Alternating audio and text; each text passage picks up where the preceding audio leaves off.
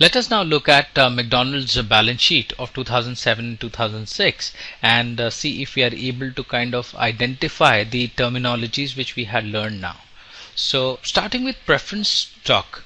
So we understand that preference stock like the common stock can have par value or no par value. So as we can see, the number of stocks that has been authorized are 165 million, and since we note that these numbers are $0 in both the cases, no preference stock have been issued. So there has been no issuance with respect to the preference shares. Now let's look at the common shares, and I would like you to look at something called par value $0.01. So please understand, looked at a case where the par value was $1, but here it can be 0.01 or any number altogether. Again, this is totally arbitrary and you can take any par value. This has been defined by McDonald's, and the total number of authorized shares is 3.5 billion. That is, legally they can distribute these many shares to the shareholders. The bifurcation of this $3.5 billion is provided in this graph below.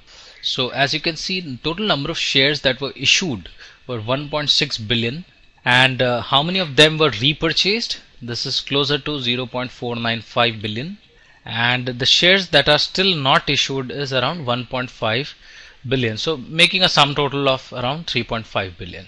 What is this additional paid in capital? So as we have understood earlier, the total inflow of capital is divided into two parts. One goes to the par value and the remaining goes to the additional paid in capital. So this is the additional amount that was raised over and above the par value.